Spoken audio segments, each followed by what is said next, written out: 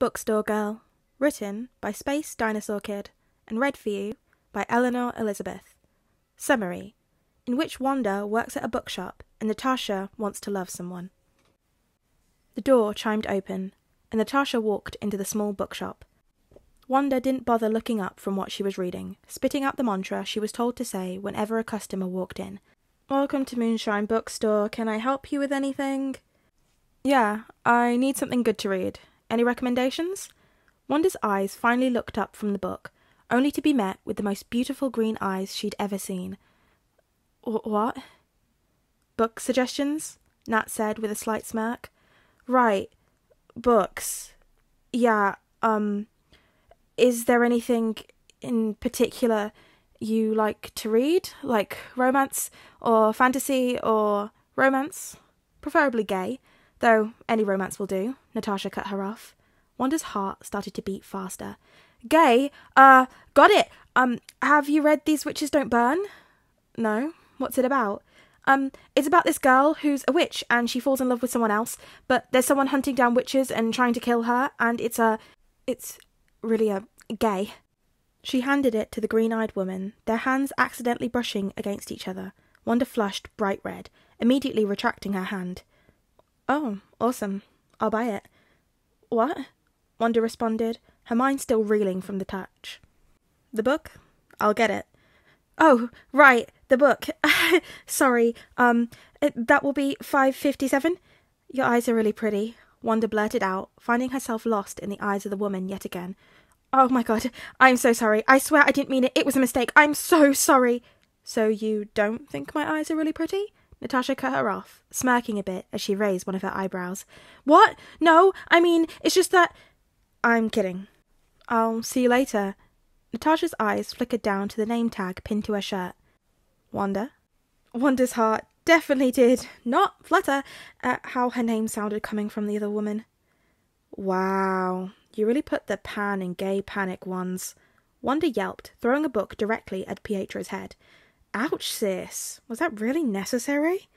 "Oh my god, Pietro, I'm so sorry. You scared me." Pietro just laughed, ruffling Wanda's hair. "Sure, sis, sure. It wasn't that bad, though, was it?" "Was what?" "My conversation with her." "Wands, you were literally blushing and stuttering the whole time. The whole freaking world could see it." Wanda let out a loud sigh, placing her head in her hands. "Piet, what am I going to do? I think I just fell in love." "Ask her out." "How? She's the prettiest girl I've ever met. I can't just be like, 'Hey, want to go out on a date with me?' I'll sound stupid." "Why not?" Pietro said, walking into the back room. "You miss 100% of the shots you don't take, Wanda," he called out over his shoulder. "Clint, I have a question," Natasha said, barging into his house. "What the fuck, Natasha? How did you get in here?" Clint exclaimed, clutching at his heart. "I'm a spy, old man." "I'm 10 years older than you. I'm not old." "How do you know if you like someone? Like someone?" "What? Where is this coming from, Nat?" Natasha sighed and started to pace. "I met this girl at the new bookshop near my apartment, you know, Moonshine Bookstore, and it's really cute, and you should go there when you come over." "Natasha, don't change the subject." Nat groaned. "She was beautiful, Clint. Like butterflies in my stomach, hearts in my eyes, beautiful. And she was so cute when she blushed, and our hands touched, Clint. Our hands!" "Nat, calm down. I swear to God you're going to give me an aneurysm." "Clint, I have never, ever felt this way before. Love is for children." "Nat, you deserve love. It's not for children. And if this person makes you happy, then you should tell them." Nat sighed, sitting down next to Clint and bringing her knees up to her chest. "I don't know if I can, Clint." "Then you wait for her to ask you out." "What if she doesn't like me?" "Natasha, the way you describe her, it sounds like she does. Besides, sounds like you're simping," Clint said, a sly smile creeping onto his face. Nat hit him over the head with one of the decorative pillows that Laura had bought. "I may like someone, but I can still kill you with my pinky finger." Clint laughed, throwing the pillow back to the redhead. The next day, Natasha found herself back at the front door of the bookstore. Walking in, she looked around, to be met with a silver-haired guy shelving some books. "Hey, do you know if Wanda's here?" Nat asked. You must be that girl Wanda was talking about yesterday. I'm Pietro, her brother. Wanda was talking about me. Oh yeah, she was gushing about how pretty you were and how... Pietro! Wanda shouted, running out from the back room and slapping her hand over her brother's mouth. I am so sorry. He's totally crazy. Pietro licked her hand, smiling with amusement when Wanda recoiled with a disgusted look on her face. Natasha smiled at the two and gazed at Wanda. She somehow looked even prettier than yesterday, her light red hair pulled into a ponytail with wisps framing her face. Hi, Wanda said as they made their way to go to the counter. Hey, I read the book last night. It was really good. You did? It's one of my favourites. I love the relationship between Hannah and Morgan, and the fact that it was a fantasy with witches and a gay couple and was so awesome, and the plot twist was awesome, and I was like, oh my god, what? And oh my god, I'm rambling. I'm so sorry. I should, shut up now.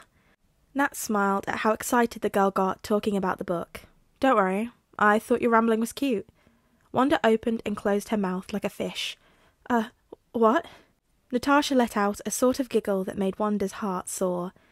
I said your rambling was cute, and for that matter, so are you.